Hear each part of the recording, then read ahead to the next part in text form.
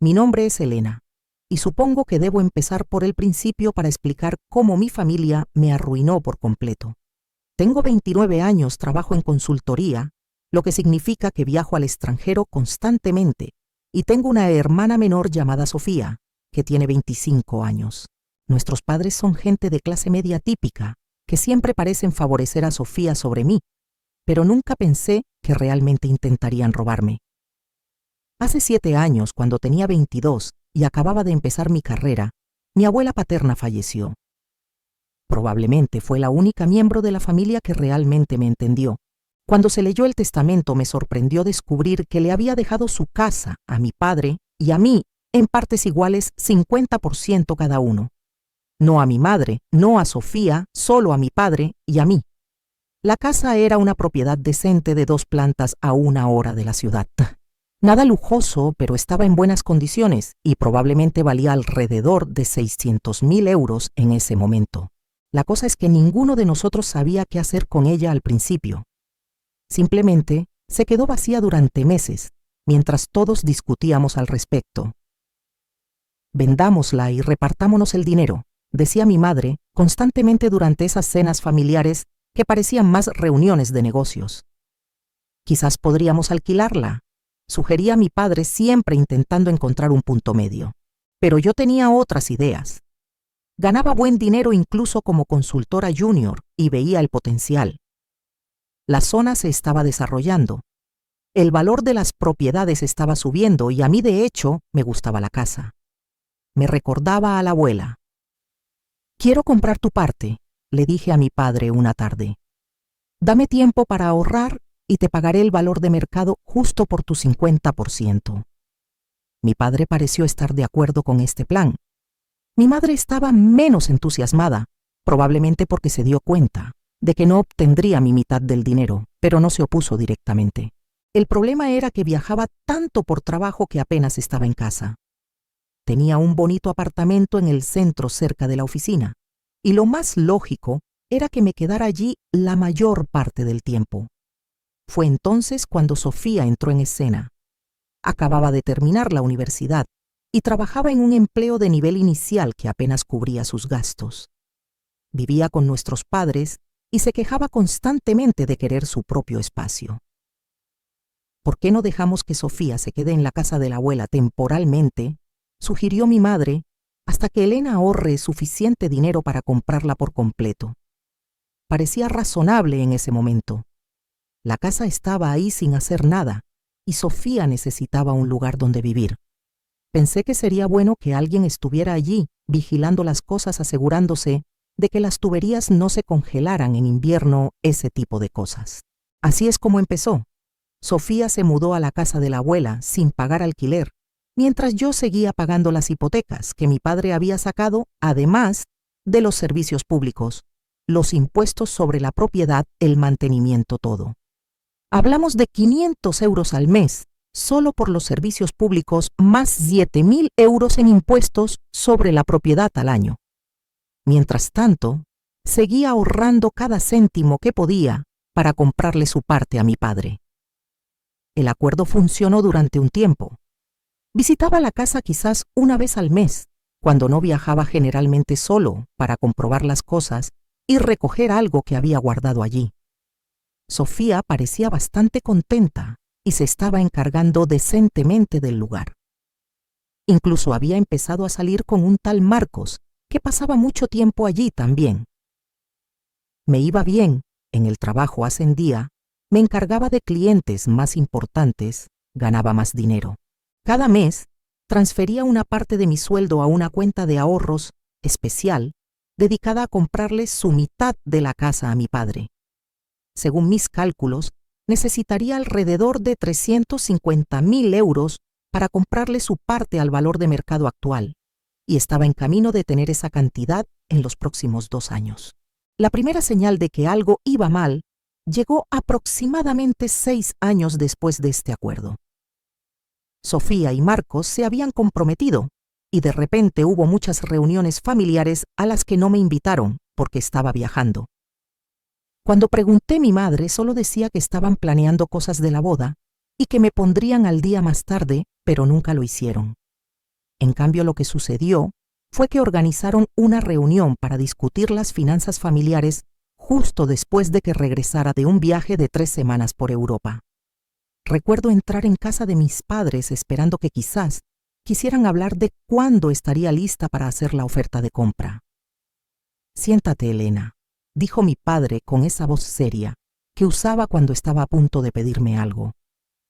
«Tenemos que hablar sobre la situación de la casa». «Claro», dije. «De hecho, quería decírtelo. Casi estoy lista para hacerte una oferta. Debería tener suficiente ahorrado en los próximos 6 meses para comprarte tu mitad al valor de mercado actual». Fue entonces cuando mi madre intervino. «Bueno, de hecho, de eso queríamos hablar. Necesitamos ese dinero ahora». «Ahora, Tengi», pregunté, «¿para qué?» «Para la boda de Sofía», explicó mi padre. «Queremos darle algo realmente especial y necesitamos unos 120.000 euros para que suceda». «Miren, esto es lo que se me ocurre», dije tratando de mantener la calma. «Ya he ahorrado casi suficiente para comprarle su mitad de la casa a papá. En lugar de darles 120.000 euros para la boda, ¿por qué no la compro ahora mismo? Así tendrán la cantidad completa, probablemente alrededor de 350.000 euros, y podrán gastar lo que quieran en la boda de Sofía». Pensé que era un compromiso bastante razonable. Recibirían mucho más dinero del que pedían, y yo finalmente poseería la casa por completo. Pero mi madre negó con la cabeza de inmediato. «Eso no nos funcionará». «¿Por qué no?», pregunté. «Recibirás 3 veces más dinero del que pides». «Necesitamos más que eso», dijo mi padre. «La mitad del valor de la casa no será suficiente para lo que hemos planeado». Sentí que se me caía el estómago. «¿Qué quieres decir con que no será suficiente? Me están pidiendo 120.000 euros y yo les ofrezco 350.000. «Exacto», dijo mi madre. «Así que en realidad sería mucho más sencillo si pagaras la boda directamente. Tienes el dinero en tu cuenta de todos modos». «Pero ese es mi dinero», dije. «Lo ahorré específicamente para comprar la casa. ¿Y por qué debería pagar la boda de Sofía cuando has estado viviendo en mi casa gratis durante años mientras yo pago todas las facturas?» Mi madre agitó la mano despectivamente. «Eso es diferente, porque también es tu casa. Deberías estar pagando esas facturas». No podía creer lo que estaba oyendo. «Entonces, ¿debería pagar todos los gastos de una casa en la que Sofía puede vivir gratis y además pagar su boda? ¿Cómo tiene sentido eso?» «Mira, Elena», dijo mi padre, «tú ganas bien, tienes un gran trabajo, eres exitosa. Sofía apenas está empezando su vida. Ella necesita nuestra ayuda». «Pues ayúdala con tu dinero», espeté. Fue entonces cuando mi madre se molestó. «No te atrevas a hablarnos así. Somos tus padres y te criamos, y ahora te pedimos un favor». Discutimos durante otra hora, pero ninguno de los dos cedía. Finalmente les dije que necesitaba tiempo para pensarlo y me fui. Estaba furiosa, pero pensé que quizás después de que se calmaran podríamos llegar a algún tipo de compromiso. En los días siguientes no supe nada de ellos. Ni llamadas, ni mensajes de texto, nada.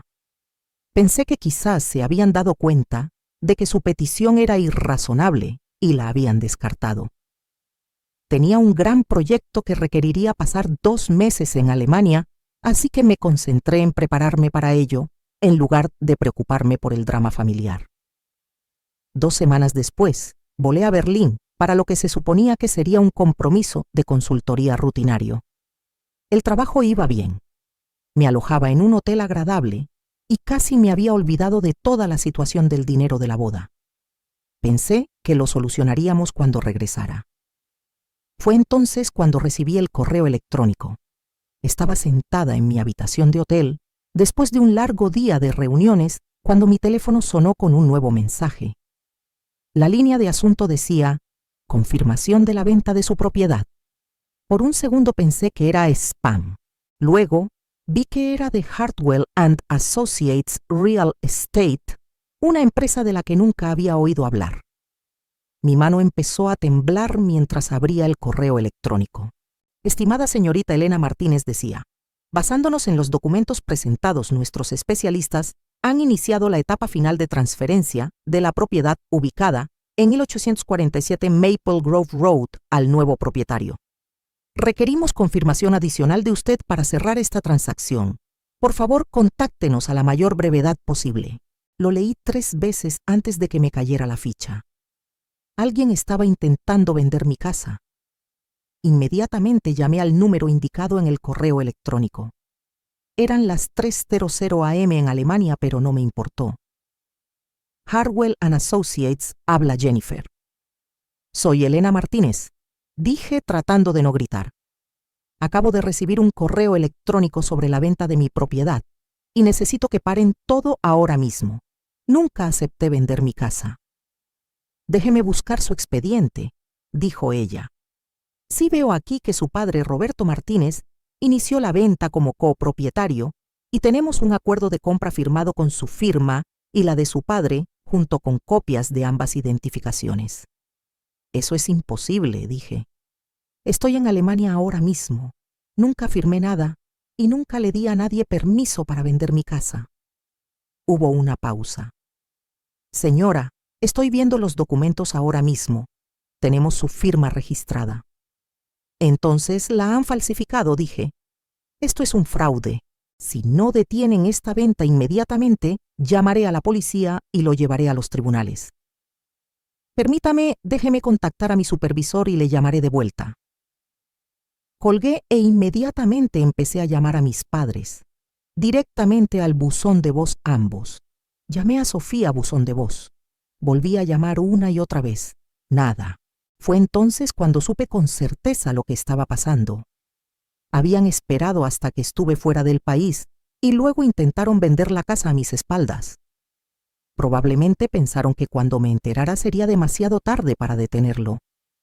Llamé a la línea de emergencia de mi empresa y expliqué que tenía una crisis familiar y necesitaba regresar a casa inmediatamente. Mi jefe no estaba contento, pero aceptó que volara al día siguiente. El vuelo de 12 horas de regreso a España fue el más largo de mi vida. Intenté llamar a mis padres de nuevo desde el aeropuerto, pero seguían sin contestar. Finalmente, conduje directamente a su casa. Ni siquiera fui primero a mi apartamento. Necesitaba respuestas y las necesitaba ahora mismo. Cuando sonó el timbre, mi madre abrió con una expresión de sorpresa en su rostro. Elena, ¿qué haces aquí? Pensé que estabas en Alemania un mes más. Ya sé lo que han hecho, anuncié desde el umbral entrando en la casa pasando directamente a su lado. Mis 2 padres se quedaron allí en silencio mirándome fijamente. La cara de mi padre se había puesto completamente blanca. Tenían que coordinar la venta de la casa conmigo, continué. Si me lo hubieran pedido normalmente, quizás habría colaborado. Habría tomado mi parte tranquilamente y luego ustedes podrían haber hecho lo que quisieran con su dinero. Pero en lugar de eso, decidieron aprovecharse de mi ausencia. Falsificaron mi firma, encontraron una copia de mi identificación en alguna parte e intentaron vender la casa en secreto.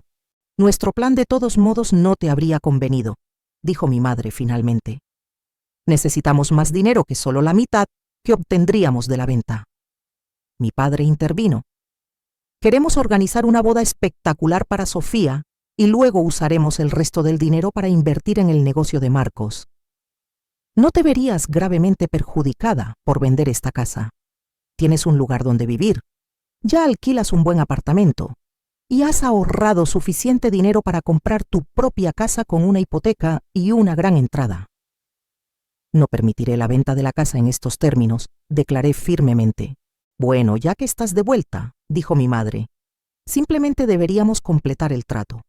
Vendemos la casa y nos repartimos el dinero a partes iguales contigo. Ahora, a pesar de ti, no venderé mi parte de la casa en absoluto, dije. Entonces te demandaremos, dijo mi padre. El tribunal te obligará a llegar a un acuerdo para vender la casa. Buena suerte con eso, dije. Me di la vuelta, cerré la puerta con el mayor estruendo posible y me fui. Una semana después de esa desastrosa confrontación, recibí exactamente lo que esperaba, una carta de algún bufete de abogados de prestigio. Henderson, Walsh y Asociados. Nunca había oído hablar de ellos, pero la carta dejaba claras sus intenciones. Estimada señorita Martínez, decía, representamos a Roberto y María Martínez en el asunto de la propiedad de propiedad conjunta en 1847 Maple Grove Road. Nuestros clientes nos han instruido para preparar la presentación de una demanda para la venta forzosa de dicha propiedad. Le animamos encarecidamente a reconsiderar su posición antes de que este asunto proceda a litigio. La leí 2 veces, luego llamé a mi propio abogado. Sarah Chen había gestionado algunas revisiones de contratos para mí en el pasado y confiaba plenamente en ella. Están intentando forzar una venta por partición, explicó después de que le contara toda la historia. Básicamente, cuando los copropietarios no pueden ponerse de acuerdo sobre qué hacer con la propiedad, una de las partes puede solicitar al tribunal que obligue a la venta y reparta los beneficios. ¿Realmente pueden hacer eso?, pregunté. Normalmente sí, pero en este caso tenemos un problema mucho mayor que resolver primero. Estamos hablando de fraude y falsificación. Tiene documentación que demuestre que estaba fuera del país cuando afirman que firmó sellos de pasaporte, recibos de hotel, registros de trabajo, todo. Sarah se quedó en silencio por un momento. Elena, esto lo cambia todo. Han cometido delitos graves aquí. Creo que deberíamos presentar una contrademanda. En los días siguientes, Sarah preparó un caso que hacía que la demanda de mis padres pareciera un juego de niños. Teníamos mi pasaporte demostrando que estuve en Alemania cuando afirmaron que firmé el acuerdo de venta. Teníamos recibos de hotel, correos electrónicos de trabajo, horarios de reuniones, todo documentando mi ubicación durante el periodo en que supuestamente firmé documentos en persona. Pero la prueba irrefutable fue cuando Sarah solicitó copias de todos los documentos a la agencia inmobiliaria. Cuando comparamos la firma del acuerdo de venta falso con mi firma real en documentos legítimos, era obvio que alguien había intentado copiar mi letra. Ni siquiera era una buena falsificación. 2 semanas después presentamos nuestra contrademanda. No solo estábamos pidiendo al tribunal que detuviera su demanda de venta forzosa, estábamos acusando a mis padres de falsificación, fraude e intento de robo. Las penas por lo que habían hecho podrían incluir tiempo en prisión. Tengo que admitir que una parte de mí se sentía enferma por ello. Después de todo, eran mis padres.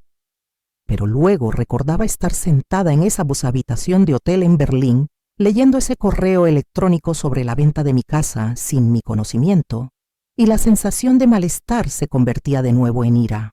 El abogado de mis padres llamó a Sarah a los pocos días de presentar la contrademanda. Quieren hablar, me dijo. Están pidiendo mediación en lugar de ir a juicio. Se dan cuenta de que la han pifiado gravemente y quieren resolver esto antes de que llegue a juicio. Si esto va a juicio y los declaran culpables de falsificación, su padre podría ir a prisión. La mediación estaba programada para la semana siguiente en la oficina de Sarah. No quería estar en la misma habitación que mis padres, pero Sarah dijo que era necesario. Cuando entraron con su abogado, ambos parecían haber envejecido 5 años. Mi madre no podía ni mirarme directamente, y mi padre no paraba de juguetear con las manos. Vamos al grano, dijo Sarah una vez que todos estuvieron sentados. Sus clientes cometieron falsificación e intento de fraude. La evidencia es abrumadora. Estamos dispuestos a discutir un acuerdo, pero debe compensar a mi cliente por completo. Su abogado, que se presentó como Jim Walsh, carraspeó. Mis clientes están dispuestos a retirar su demanda de venta forzosa de la propiedad. Eso no es suficiente, respondió Sarah de inmediato. Sus clientes intentaron robar una casa valorada en 700.000 euros. ¿Qué quieren?, preguntó Walsh. Primero acordamos vender la casa juntos. Reparto 50-50 como se pretendía originalmente. Segundo, sus clientes compensarán a mi cliente por todos los gastos que ha pagado en esta propiedad a lo largo de los años mientras su hija vivía allí, gratis. Mi madre finalmente habló. ¿Qué gastos? Sarah se había preparado para esto. Facturas de servicios públicos a 500 euros al mes durante 7 años más impuestos sobre la propiedad de 7. euros anuales durante 7 años. La mitad de esos gastos que su cliente no debería haber estado pagando mientras su hija vivía allí gratis asciende a 45.000 euros. La mediación duró 4 horas. Hubo mucho de ir y venir, mucho de Walsh susurrando con mis padres en un rincón, pero finalmente llegamos a un acuerdo. Retirarían su demanda. Nosotros retiraríamos nuestros cargos penales. Venderíamos la casa juntos y repartiríamos las ganancias 50-50, y me pagarían 45.000 euros para cubrir la mitad de los gastos que había pagado a lo largo de los años. Sara redactó el acuerdo allí mismo y todos firmaron. Esta vez me aseguré de ver a mis padres firmar con sus firmas reales. La casa se vendió más rápido de lo que ninguno de nosotros esperaba. El mercado se había vuelto loco y terminamos vendiéndola por 700.000 euros, mucho más de lo que yo pensaba que valía. Después de la comisión de los agentes inmobiliarios y otras tarifas, cada uno se llevó unos 325.000 euros. Fiel al acuerdo, mis padres también me dieron los 45.000 euros completos por los gastos. Tengo que decir que ver ese cheque se sintió bastante bien, después de todos esos años pagando facturas por una casa en la que apenas vivía. 2 meses después me enteré por mi prima Lucía de que Sofía finalmente había tenido su boda. Una boda enorme y cara con 300 invitados, barra libre, una banda en directo, de todo. Por supuesto, no fui invitada. No había hablado con mis padres ni con mi hermana desde la mediación, y aparentemente así era como querían mantenerlo. Lucía también me dijo que mis padres habían utilizado el resto de su dinero para invertir en la nueva empresa tecnológica de Marcos, algún tipo de aplicación para la entrega de comida o algo así. Aparentemente estaban convencidos de que los haría ricos a todos. Yo utilicé mi dinero de manera diferente. Combinado con lo que ya había ahorrado, tenía suficiente para comprar un gran apartamento de 2 dormitorios en la ciudad sin necesidad de una hipoteca. Sin pagos mensuales, sin deudas, solo un lugar que era completamente mío. Pensé que ese era el final. Pensé que mis padres habían conseguido lo que querían: dinero para la boda de Sofía y el negocio de su marido, y yo había conseguido lo que quería: que me dejaran en paz. Pasó un año sin ningún contacto entre nosotros. Me dediqué por completo al trabajo. Conseguí otro ascenso. Empecé a salir con un buen chico de mi oficina. La vida era buena. Mi tía Patricia me llamó un martes por la noche mientras estaba haciendo la cena en mi nuevo apartamento. «Elena, cariño», dijo, y pude darme cuenta de inmediato por su tono que algo andaba mal. «Pensé que debías saber lo que está pasando con tu familia». Bajé mi espátula. «¿Qué está pasando?» «El negocio de Marcos colapsó», dijo. «La startup en la que invirtieron tus padres se vino abajo por completo. Perdieron todo el dinero de la venta de la casa. Además, tus padres solicitaron un préstamo enorme para invertir aún más dinero en el negocio después de la inversión inicial. También pidieron prestado a familiares, diciéndole a todo el mundo que la empresa de Marcos estaba a punto de triunfar y prometiendo retornos rápidos». «¿De cuánto estamos hablando?» «Por lo que he oído, tienen una deuda de más de 400.000 euros. Los familiares amenazan con demandarlos si no recuperan su dinero pronto». Me senté en la mesa de mi cocina intentando procesar esto. «¿Y Sofía?» «Ese es el otro asunto», dijo Patricia. «Ella y Marcos tuvieron una gran pelea por el dinero. Se divorció el mes pasado y se mudó de nuevo con tus padres. Por lo que oigo, está bastante deprimida. No sale de su habitación, no habla con nadie. Tus padres dicen que necesita ayuda profesional, pero no pueden permitírselo ahora mismo debido a toda la deuda».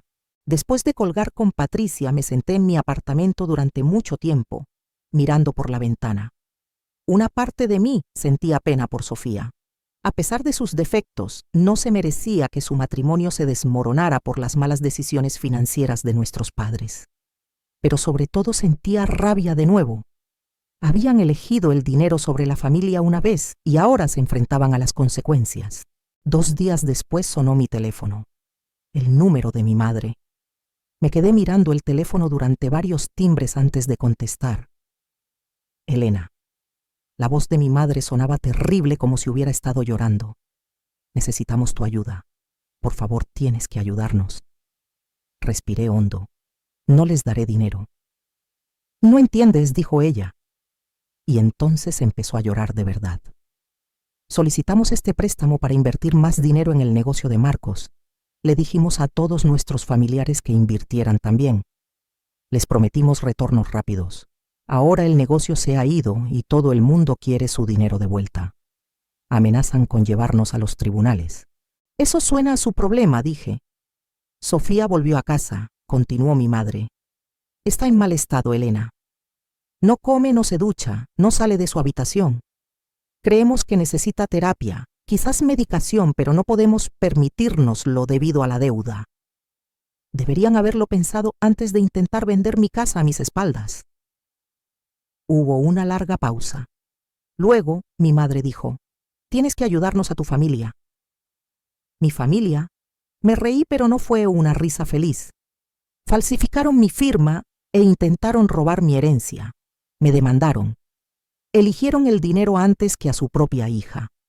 Y ahora que su esquema para hacerse ricos fracasó de repente, soy familia otra vez. Cometimos errores, admitió ella. Pero Sofía es tu hermana, necesita ayuda. Pues vendan su casa, dije. Tienen mucha experiencia vendiendo casas, ¿verdad? Debería ser fácil para ustedes. Mi madre empezó a llorar más fuerte. ¿Cómo puedes ser tan cruel? No soy cruel, soy práctica. Tomaron sus decisiones. Eligieron apostar con dinero que no tenían. Eligieron excluirme de la familia cuando no quise pagar la boda de Sofía.